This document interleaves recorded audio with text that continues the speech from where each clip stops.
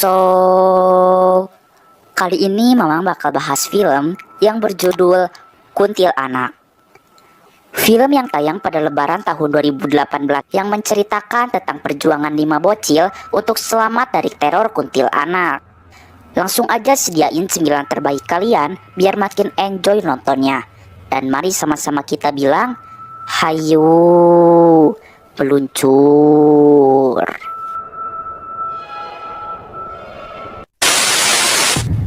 Film ini diawali dengan seorang anak laki-laki yang sedang bermain mobil remote yang bernama Anjas. Tiba-tiba, ia mendengarkan suara ibunya yang baru saja meninggal beberapa hari yang lalu di dalam sebuah cermin yang tertutupi oleh kain.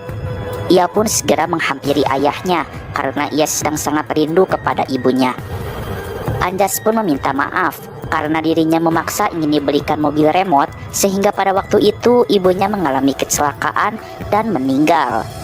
Ayahnya mengatakan jika itu sudah takdir, maka dari itu Anjas tidak perlu merasa bersalah lagi. Setelah itu ayahnya pun menyuruh Anjas untuk segera tidur ke kamar. Anjas tidak mau, ia merasa kesepian dan masih ingin bersama ayahnya. Ayahnya pun marah dan membentak Anjas agar segera pergi ke kamar. Anjas segera pergi ke kamarnya sambil menangis. Ia merasa sangat kesepian, tidak ada lagi kasih sayang dari orang tuanya. Untuk meluapkan emosinya, ia segera menggambar sosok ibunya. Dan tiba-tiba terdengar kembali suara ibunya memanggil-manggil nama Anjas. Ternyata suara itu berasal dari dalam cermin. Di atas cermin itu terdapat tulisan Jawa kuno. Anjas yang bisa bahasa Jawa kuno segera membacanya. Dan setelah dibaca, tiba-tiba datanglah ibu Anjas yang sedang duduk di depan cermin itu. Anjas sangat senang dan segera memeluk ibunya. Anjas mau ikut ibu? Mau.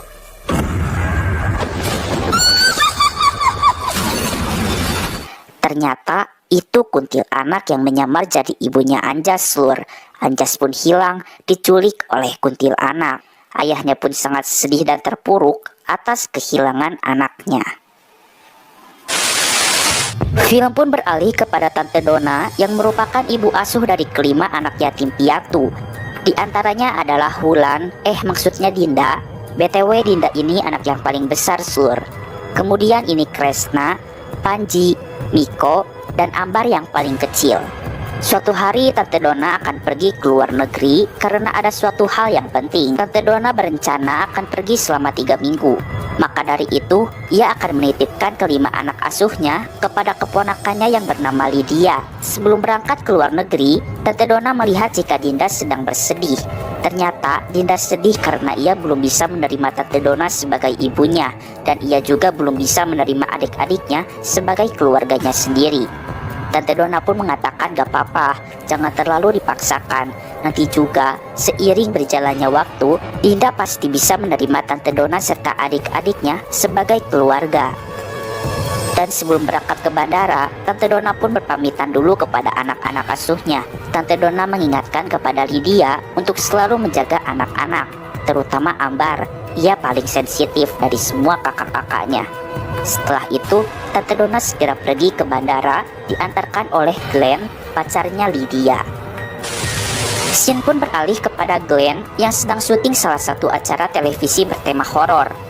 Konon katanya, dulu di rumah ini ada anak yang bernama Anjas hilang diculik oleh kuntilanak. Rumah itu pun sudah terbengkalai dan kondisinya sangat kotor dan berantakan. Glenn pun masuk ke dalam rumah itu.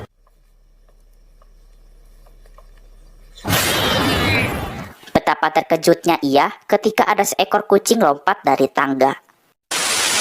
Setelah selesai syuting, Glenn ditelepon oleh Lydia. Lydia meminta kepada Glenn untuk membeli cermin di pasar. Soalnya cermin Tante Dona sudah retak. Ia berniat akan membuat surprise ketika nanti Tante Dona pulang. Dan kebetulan Glenn melihat ada sebuah cermin di halaman rumah itu. Cermin tersebut terlihat masih bagus dan sangat antik. Maka dari itu, Glenn segera membawa cermin itu.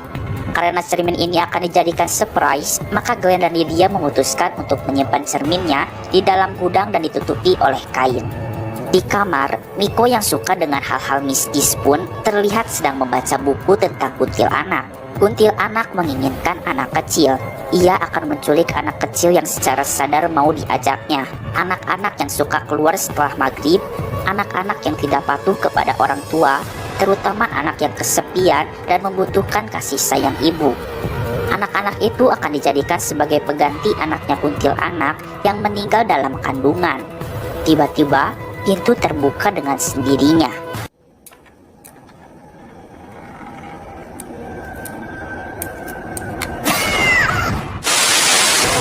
Malam pun datang. Terlihat Dinda sedang cuci piring. Ia melihat seorang perempuan seperti kuntilanak di halaman rumah. Setelah dicek, ternyata itu hanya jemuran baju. Ia pun mendengarkan suara perempuan yang memanggil-manggil namanya. Suara tersebut berasal dari gudang. Ia melihat ada sebuah cermin asing di dalam gudang tersebut.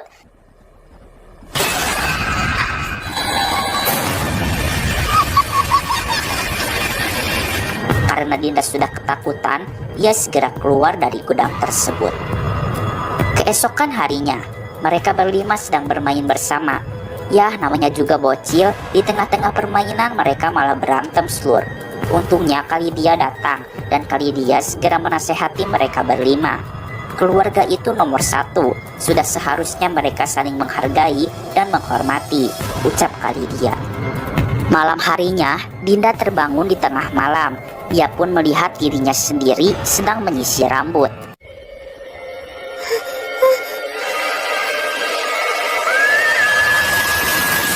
Dan ternyata itu hanya mimpi buruk saja. Setelah itu Dinda segera keluar dari kamar. Dan ia melihat jika TV di ruang tengah menyala, tetapi menampilkan gambar yang buram. Tiba-tiba muncul sosok perempuan memakai kebaya sambil menyanyikan lagu Lengser Wengi.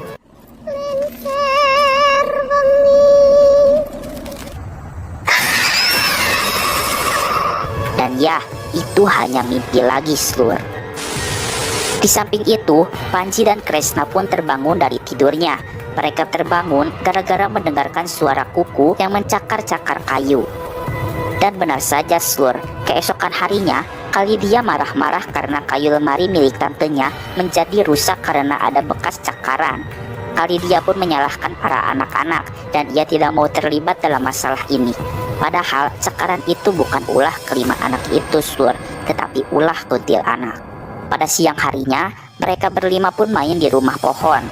Tiba-tiba Miko datang sambil menunjukkan sebuah buku yang menarik, yaitu buku tentang mitos dan makhluk gaib. Miko pun menunjukkan gambar tangan kuntilanak, dan ia menjelaskan jika kuntilanak bisa memejamkan tangannya sendiri dan kukunya sangat tajam, sehingga kuntilanak bisa mencakar apa saja yang ia mau. Miko pun curiga jika lemari tadi dicakar oleh kuntilanak. Ia pun menerangkan kembali jika kuntilanak akan menculik anak kecil untuk diambil jiwanya. Dan anak kecil yang diculik akan disembunyikan di tempat persembunyiannya. Panji pun bertanya, apakah anak yang diculik kuntilanak bisa kembali dan selamat? Miko menjawab bisa, tapi kadang-kadang tempat baliknya itu aneh-aneh. Ada yang di kandang ayam, di atas pohon, dan juga ada yang gak bisa balik lagi. Biasanya anak yang gak bisa balik lagi, arwahnya akan gentayangan. Malam harinya, terlihat Kalidia beserta kelima anak tersebut sedang menonton acara televisi horornya Kak Glenn yang sedang menelusuri rumah Anjas. Setelah selesai menonton TV, mereka semua segera tidur dan Kalidia segera mengunci pintu rumah. Dan saat akan pergi ke kamarnya, Kalidia mendengarkan suara-suara aneh di dalam kamar Tante Dona.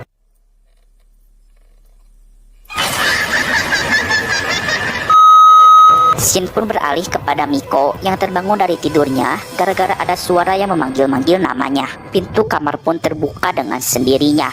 Ia segera menutup pintu kamar. Tiba-tiba, kaki kuntilanak itu masuk ke dalam kamar. Miko sekuat tenaga untuk menutup pintu itu, tapi kuntilanak itu pun menahan juga dan berusaha untuk memasuki kamar.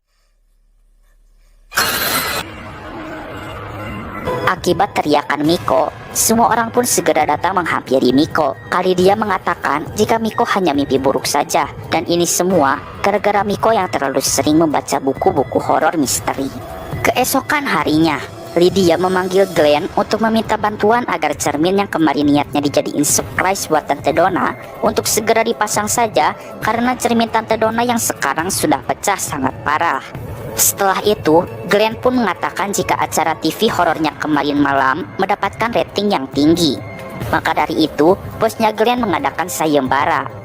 Barang siapa yang mendapatkan foto sosok kuntilanak di rumah horor tersebut, maka ia akan mendapatkan hadiah uang sebesar 10 juta dan bonusnya ia akan diundang di acara TV horor episode selanjutnya.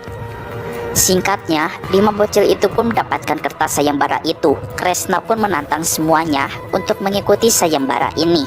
Kebetulan, sekarang lagi liburan musim panas, ucap Kresna. Yah, namanya juga bocil, rasa gengsi mereka tinggi-tinggi banget.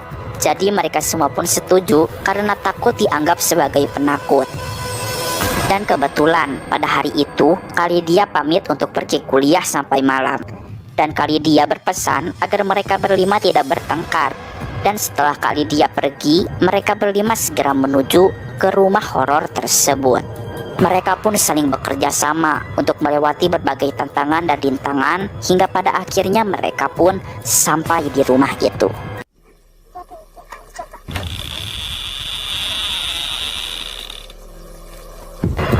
Setelah memasuki rumah itu, mereka segera bersiap-siap untuk memotret sosok kuntilanak. Dinda pun melihat ada sebuah buku. Di dalam buku tersebut terdapat bacaan Mangku Jiwo. Ia pun melihat ada gambar sosok kuntilanak, dan di samping gambar kuntilanak terdapat tulisan Wangsit. Miko mengatakan jika orang yang bisa memanggil kuntilanak hanya orang yang memiliki wangsit. Wangsit itu seperti bakat yang kadang orang yang mempunyainya pun tidak menyadarinya, ucap Kresna. Kemudian Dinda menelusuri rumah itu, dan tiba-tiba muncul banyak patung anak kecil di belakang tubuh Dinda. Anjas pun ada di antara patung-patung anak kecil itu. Anjas meminta tolong kepada Dinda, lalu mata Anjas pun berputar sambil memperlihatkan gambar paku kepada Dinda. Dinda pun ketakutan karena patung-patung itu menyerbu dirinya. Dan tak lama dari itu, seketika semua patung anak kecil itu pun hilang. Di sisi lain, Panji melihat ada mobil remote. Panji pun berusaha mengambil mobil remote itu. Tiba-tiba Anjas pun datang dan memberikan mobil remote-nya kepada Panji. Ia pun mengatakan soalnya ia sudah tidak bisa memainkan mobil remote itu lagi. Tiba-tiba Anjas pun memutar matanya lagi dan memperlihatkan gambar hutan kepada Panji. Dan karena mereka sudah ketakutan dan juga hari sudah mulai gelap, mereka semua segera pulang ke rumah. Ternyata ayahnya Anjas masih hidup, Sur, dan dari tadi ia memperhatikan kelima bocil tersebut. Saat di pertengahan jalan pulang, Panji kebelet pengen pipis, dan pada saat pipis, tiba-tiba mulutnya dibekam oleh ayahnya Anjas. Ia pun marah mengapa mobil remote anaknya diambil oleh Panji. Panji mengatakan jika ini pemberian dari Anjas. Ayahnya Anjas sangat senang. Ia mengira jika Anjas masih hidup, sehingga ia meminta tolong kepada Panji untuk memberitahu di mana Anjas sekarang. Tak pakai lama, Panji segera menggigit tangan ayahnya Anjas, dan ia segera kabur dan memberitahu kepada teman-temannya ada orang gila botak yang sedang mengejar mereka. Malam pun tiba. Ambar sangat rindu kepada Tante Donna. Maka dari itu, ia pun memutuskan untuk tidur di kamarnya Tante Donna. Tiba-tiba, Tante Donna datang. Ambar sangat senang. Ambar mau ikut mama. Mau mama.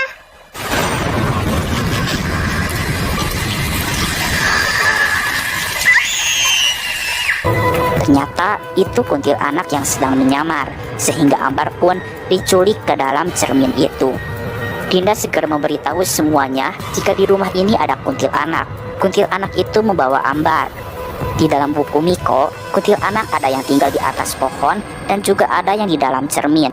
Miko mengatakan jika kuntilanak akan selamanya menyimpan anak kecil yang hilang itu di tempat persembunyiannya setelah melewati Jumat Kliwon. Kresna mengatakan jika mereka masih memiliki waktu untuk menyelamatkan Ambar. Sekarang Kamis Wage, besok Jumat Kliwon. Jadi ada waktu 1 hari lagi untuk mereka berusaha menyelamatkan Ambar. Setelah itu, ayahnya Anjas pun datang ke rumah. Ia segera menculik Panji, namun ia gagal. Ia pun bertanya, mengapa mereka membawa cermin ini? Cermin ini sarang kuntilanak. Dinda mengatakan jika Ambar dan Anjas sedang terkurung di dalam cermin itu. Ayahnya Anjas mencoba untuk menghancurkan cermin itu, namun sayangnya ia malah terpental dan pingsan, dan lampu kamar pun menjadi mati.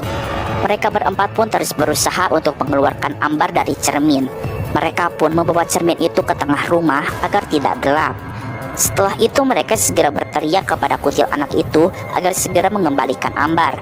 Kuntilanak itu pun datang dan mereka berempat jatuh terbanting ke lantai dan lampu pun menjadi mati. Tak lama kemudian kuntilanak itu hilang dan ternyata kuntilanak itu sedang menghampiri Miko. Dan Miko pun hilang diculik oleh kuntilanak. Setelah Miko hilang, lampu menjadi terang kembali dan akhirnya Kalidia pulang dari kampusnya.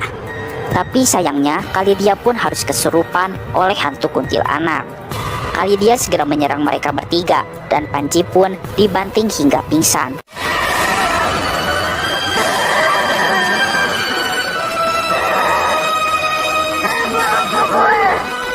Untungnya Kak Glenn datang ke rumah juga sehingga ia bisa mengatasi Kalidia yang sedang kesurupan. Kini tinggal Dinda dan Kresna yang tersisa. Miko yang berada di dalam kaca pun memberikan petunjuk kepada mereka berdua untuk membaca tulisan ukiran kayu di bawah cermin itu. Tulisan itu berbahasa Jawa kuno. Kresna yang bisa membaca aksara Jawa kuno mengatakan sing kuat sing melihara. Tapi tidak terjadi apapun gara-gara Kresna tidak memiliki wangsit. Dan saat Dinda sedang mencoba mengatakan sing kuat sing melihara, tiba-tiba paku yang berada di kepala patung cermin itu terbuka. Ternyata tanpa disadari Dinda memiliki wangsit. Oleh karena itu Dinda segera membaca mantra itu lagi secara berulang-ulang hingga pada akhirnya paku itu lepas.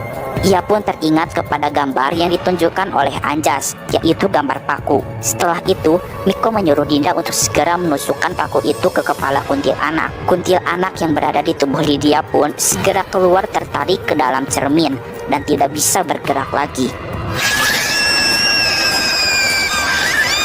Dan pada akhirnya, Dinda pun berhasil mengalahkan kuntilanak itu. Pagi harinya, mereka segera mencari Miko dan Ambar. Ambar pun ditemukan di atas pohon dan Miko ditemukan di kandang ayam. Setidaknya, gambar petunjuk yang diberikan oleh Anjas bisa menolong ayahnya untuk menemukan jasadnya. Dan kini, Dinda pun sudah bisa menerima Tante Donna sebagai ibunya, serta bisa menerima adik-adiknya sebagai keluarganya sendiri. Di akhir film, terlihat cermin sarang kuntilanak itu berada di toko barang antik. Dan film pun selesai. Nah, itu dia seluruh alur cerita dari film ini. Intinya dengan kebersamaan, kita bisa melewati segala tantangan dan rintangan yang ada.